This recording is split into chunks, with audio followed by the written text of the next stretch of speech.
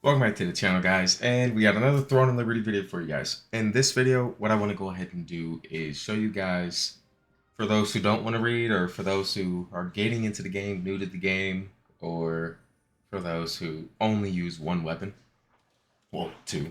I want to go ahead and show you guys just all the, like, CC, quote unquote, abilities that all the weapons have with their skills. I am not going to be showing you like abilities that slow movement speed or do pushbacks and stuff like that. I'm mainly just wanting to touch on stuns, knockups and things of that nature, stuff like that. Whether you're just doing PvE or if you're really into PvP, this is pretty important to know, especially if you want to diversify your loadouts, if you want to grind out the materials to upgrade um, different weapons, different skills, and stuff like that, or you just want to mix and match a playstyle depending on the skills you want to use with the same two weapons. Knowing what does what when it comes to stunning and crowd controlling and stuff like that is important. I'll probably do one on debuffing, so we'll probably go over some debuffs in another video. We'll see. Let me know in the comment section what you guys are thinking. If you want me to go over that, every single weapon and their debuffs, abilities, we'll probably do that. But right now, we're just going over stunning. If you've played PvP, getting stun locked and killed is probably the most annoying thing ever. So I want to make sure you guys know all the abilities where you can be the one stun locking people and killing them, especially if you want to do open world events where it's PvP and PvE and you're trying to get you some of that good loot. Get together with your guild, make sure you guys are all, getting them stun locks on deck and steamroll everybody. So anyways, without wasting time, let's get right into this.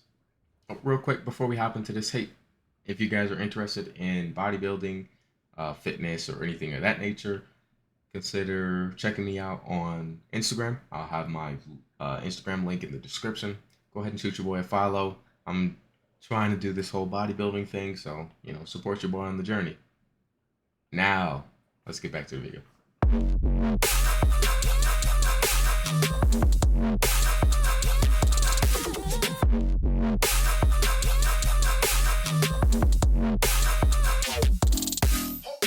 Yeah, so the Greatsword has three different abilities, four different abilities that give you a stun or stun or bind or something like that. So your first ability, precision dash.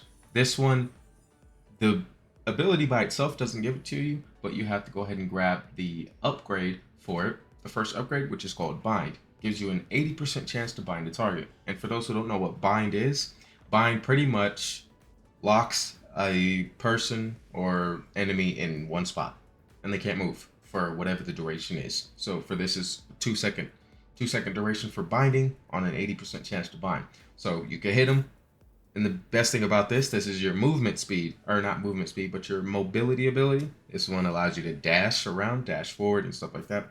And if you come in contact with a target, and you can use this ability twice on the same target, so you have 2 times at an 80% chance to inflict bind, which is really nice.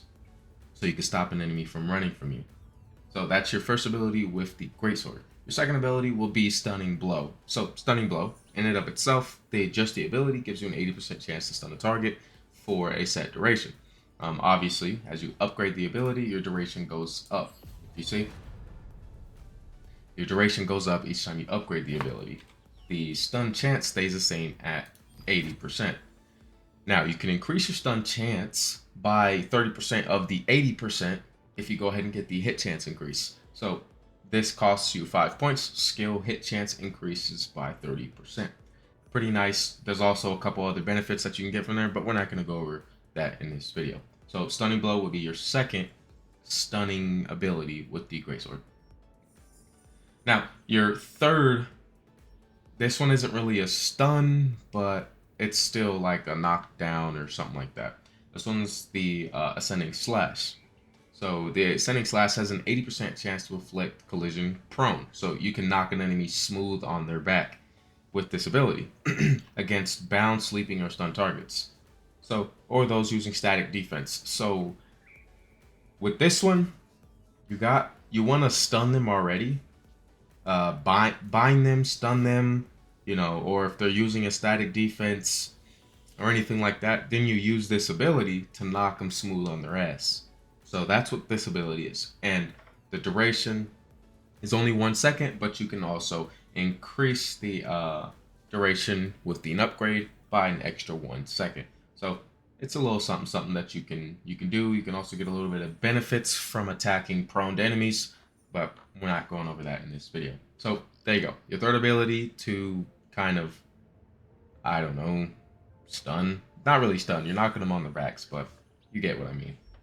Now, our final ability for the Greatsword that allows us to stun is Devastating Smash. So, Devastating Smash, let's go ahead and look at the upgrade for it real quick so I can show you.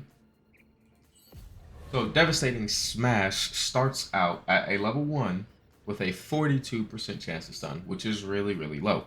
But each time you upgrade it, it goes up in chance.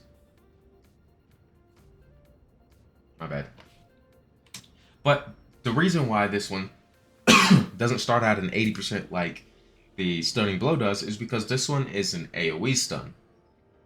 You have a 3-meter radius to stun targets. In a 3-meter radius. Doesn't matter how many enemies are in that. As long as they're in a 3-meter radius of you, you have a set chance to stun each one of them. So go ahead and upgrade this. If you want to do some AoE stuns, let's say you're, open world fighting. Let's say you go to a dungeon at night or something like that, you and some guild members or something like that, or just some friends in a party, and you see, other players. You know what I mean? And they're all grouped up. You could just jump right up in there and stun them all. And then your party can capitalize on that stun and either, do some knocking them on their ass or just getting the bonus damage from attacking stun targets, things of that nature. So Devastating Smash is pretty nice. Now, you can also increase the stun chance by 15%, and then you can also increase the stun duration by half a second. Half a second is half a second, you know what I mean? So that's everything for the Greatsword. So now let's go ahead and move on to Sword and Shield. Alright, so the Sword and Shield, it has some stuns and some binds, but the stunning is situation dependent. So your first ability that allows you to get some stunning is going to be Strategic Rush. Strategic Rush, so you're going to dash forward, you're going to bring somebody with you, right? You're just going to rush forward or whatever. But it does a pushback, obviously, because you're running and you're colliding with somebody and you're pushing them. But the only way to get the stun is if that target hits a wall. And the stun duration is for 2 seconds. So you still can stun a target with this ability. And Strategic Rush doesn't have any abilities, or doesn't have any upgrades on them to allow you to increase the stun duration or chance or anything of that nature. Now, your next ability with the Sword and Shield is a bind ability, and it's your Chain Hook. So, Chain Hook, 80% chance to pull a target, like if you guys ever played Overwatch, Roadhog, snatch somebody and bring them up there and clap them, or bring them to you and clap them. You have an 80% chance to do that. Well, pulling them, I don't know. Clapping them is a whole different story. But but once you pull the user, you bind that user to whatever location you pull them at, like to you, for 3 seconds. So now they're bound for 3 seconds and can't move at all for 3 seconds after you pull them. But remember, there's an 80% chance to actually pull them. Once again, just like Strategic Rush, you have Fierce Clash. Similar to Strategic Rush, you push you get collision, push your targets, but you can get a stun if your target collides with like a wall or something like that. So if you run your target into a wall or anything like that with Fierce Clash, you can stun them for 3 seconds. But yeah, so that's it. That's what the Sword and Shield is. That's all the abilities that you have for stunning and things of that nature and binding. Now let's go ahead and check out the Daggers. So the Daggers only have 2 abilities that allow you to bind. Well, it's not 2 binding abilities, but you have 2 abilities. So let's just go over them. So the first one is going to be Shadow Strike. And Shadow Strike is you're gonna move behind a target, You're going to do some little bit of damage, whatever. And then you have a 52% chance at base level. Let's go ahead and see what it'll be if you get yourself some upgrades on it. So if you get some upgrades on it, the effect rate goes up. So you can increase the chances of applying said effects. So let's go back over here. So you have a 52% chance, which can go up by upgrades, to bind the target for 2 seconds and inflict silence, poison. So Shadow Strike, you can bind a target. So they can't run away from you, they can't get away, they can't move for 2 seconds. Now, you can increase your bind duration with an upgrade by 1 second if you would like to. And then you can increase your range and stuff of that nature, but, you know, it's alright. Our next ability for the Daggers is a similar to the Greatsword, where you can knock somebody smooth on their ass. It's called Ankle Strike. So we're kicking dudes in their ankles and knocking them on the ground with Ankle Strike. So you lacerate the target, dealing said damage. In using a skill on the target that is bound, sleeping, or stunned, or is using static defense. So similar to the knocking them on their ass with the Greatsword, it's the same for Ankle Strike.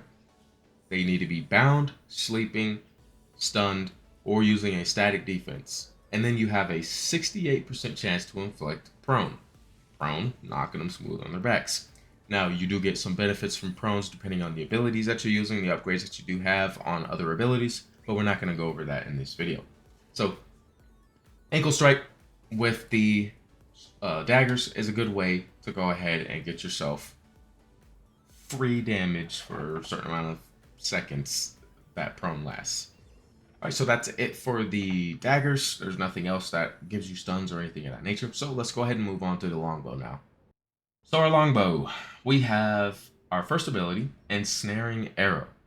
So Ensnaring Arrow is an 80% chance, well, you're going to do some damage, and you have an 80% chance to bind the target for 3 seconds. If you upgrade this ability, you can increase your bind duration. If you upgrade the ability, you can increase your bind duration, which is pretty nice. So instead of a base of 3 seconds, you can increase that to whatever the max would be. So let's go back over here. So yeah, so you can bind a target. And for bosses, like dungeon bosses, stuff like that, or elite level enemies that can't be stunned, you apply Shackle instead. And it's the same duration, but, you know, Shackle will give you benefits, you know, I mean, depending on whatever ability you're using, stuff like that. But we're not going to go over that in this video. I'm probably going to say that like 100 times. But anyways, so yeah, you have an 80% chance to bind the target for 3 seconds. You can increase the bind duration as you upgrade the Ensnaring Arrow ability. Now, you can go ahead and get yourself this upgrade, the hit chance, which will increase the chance to bind the target by 20%.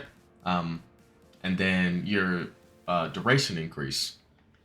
Now, you can get this upgrade for the duration of bind. Attacking a target with bullseye stacks applied by the user consumes 1 bullseye stack, increasing the duration of bind and oppress by 0.2 seconds. This is annoying, I will not lie. I've noticed when I was doing some PvP that I'm just perma-stunned until I die. It does get annoying. I will say it does get annoying. So that's why you gotta have abilities that get you out of that. So if you want to see that in the video, I could show you abilities for the weapons and stuff like that to get you out of being perma-stunned. Let me know in the comment section. But anyways, so yeah, that's your first ability for the Longbow. That gives you some kind of stun, but this one is bind. Alright, and our next ability is Arrow Vortex. Now, Arrow Vortex by itself only does a movement speed reduction, so you have to get this upgrade, the Tornado upgrade. Now, what the Tornado upgrade does is, so it does its damage, so it creates a 4-meter radius tornado that moves in a designated direction. It does its damage, whatever, to enemies within range, and applies Gale for 6 seconds, which causes collision push, with a 70% chance to float your target. So you have a 70% chance to knock some dudes in the air, and they're just in the air floating while you're shooting them with arrows. So, alright, and your last ability, this one is very use case specific. It's called Flash Arrow. Now, this one has an 80% chance to stun, but it has an 80% chance to stun stealth enemies for 2 seconds, which will take them out of stealth. So with your crossbows, with your daggers, you can go stealth and stuff like that. So you have an 80% chance to stun a target that's in stealth if you use flash arrow, which, I mean, I guess it's cool. I don't really know how useful that'll actually be, but, you know, whatever. All right, so that's it for the longbow. Let's go ahead and move to the crossbow. The crossbow has one stun ability, which is explosive trap. And with explosive trap, you have to get the upgrade to stun, which is shock bomb. So once you get shock bomb, explosion has an 80% chance to apply stun for 3 seconds, which is pretty nice, I guess. No one really uses explosive trap. I know they are buffing it. So by the time of this recording, the Asian servers, they're the ones getting the buff. The changes to some abilities first, and explosive trap is one of them. So we'll see how well that works out, because explosive trap is kind of mid right now. But if you want a stun and you're using crossbows, go ahead and use explosive trap. Now, one more thing real quick. Crossbow has a lot of pushing abilities to where you can push enemies back and stuff like that. But like I said, we're not going over that in this video, pushback. But the crossbow does have a lot of that. So let's say you're fighting melee enemies or something like that and you're using the crossbow, you'll excel at keeping them from a distance, keeping them at a distance, not allowing them to do damage to you, because it does have quite a bit of pushback abilities and does have a little mobility ability, so you'll be straight if you're fighting melee characters with the crossbow. Alright, so the next weapon we're going to go over is staff. So let's go ahead and check out this bad boy. I do really like the staff too. Right now, I'm really enjoying Greatsword, Dagger, and staff. I just don't know which one I like. I'm just mixing, matching, and testing and stuff. It costs a lot of resources to upgrade these freaking abilities, so I'll tell you that. But anyways, let's go ahead and check out our first ability. So our first ability for the staff is going to be Ice Spear. So Ice Spear just by itself, it just decreases movement speed, but that's not what we're looking for in this video at least. So what you want to go ahead and do is grab this upgrade ability on here. It costs 5 points. It's called Bind. So if the weaken effect, which decreases movement speed, is applied, it instead binds the target. So you have a 80% chance to apply the weaken effect, but if you get bind, you, instead of slowing them down, you'll be able to bind them, which is pretty nice. Now, if you want to pretty much guarantee a bind, what you want to do is go ahead and grab Ice Spear Bombardment, which allows you to shoot 8 Ice Spears instead of 1, and you're practically you're guaranteed to bind them with this. And then, yeah, I mean, if you want a little bit more damage, you can do that. But make sure you grab these 2 abilities, especially if you're trying to run PvP and you want to, stun lock people. All right, and our next ability with the staff that allows you to stun or whatever would be Icebound Tomb, whatever. This one is a little bit weird. So you have 2 effects with the Icebound Tomb. So you have Petrification, which is freezing the target. So you'll freeze an enemy if it's a player, 3.5 seconds. If it's a monster, 8.8 seconds, at least at level 1. Now, I don't know. Okay, let's continue. Let's say you do use the ability and you don't hit it with the, you don't get the freeze on the target with the 80% chance. Well, now you have an 80% chance to inflict a weaken effect that decreases the movement speed by 29% for 4 seconds and apply frost. You can get this upgrade, the bind ability, which instead of slowing them down, you could just bind the target in one place. If, let's say, like I said, let's say you use the ability and you don't freeze them, well, you still have a chance to bind them, which is still pretty nice. I think the bind is probably a little bit better than the freeze anyways, unless you're just trying to completely remove a person or a monster from the fight. If you're trying to completely isolate it, let's say there's 2 enemies and you're trying to just completely just take one out the fight for duration, and you can get the freeze. while focusing on the other guy. Let's say that's not what you're trying to do. Well, you have a chance to freeze still, but if the freeze doesn't apply, you still have a chance to bind that target, and they won't be able to move, and you can still attack that person. When they're frozen, attacking them, you're not doing that. So you can't attack them. So this one is Icebound Tome, whatever. It's pretty nice. I haven't really used it much, but it's still an option. All right, and for our last weapon that we're gonna go over is the wand. Now, the wand only has one ability, which is putting people to sleep. So it's the Cursed Nightmare. So you can give people bad dreams about inflation. If Cursed Nightmare has an 80% chance to inflict Cursed Nightmare for 3 seconds. So you have an 80% chance to knock somebody out for 3 seconds. Slow down their movement speed, slow down their attack speed, and then knock them out. So that's what you get with the wand. And then you could get an upgrade on your Cursed Nightmare. Instead of waiting the 3 seconds or whatever for the sleep to apply, you can just put Enhanced Nightmare, which will instantly put them to sleep. So that one's up to you, but that's the only ability that it has. At least the wand has for doing stunning or anything of that nature. So that's all the stunning, binding, knock up, all of that good stuff abilities for all the weapons. So now you guys know what abilities to use to get some stuns, what upgrades to put on those abilities to maximize the duration, the chance, and all that good stuff. And now you can go ahead and apply this to your loadout, go do some PvP, or if you don't want to do PvP and you just want to stick to PvE, well, now you have a little bit more assistance, especially if you're doing harder stuff or if you're doing solo stuff. You have a better chance of surviving and killing enemies.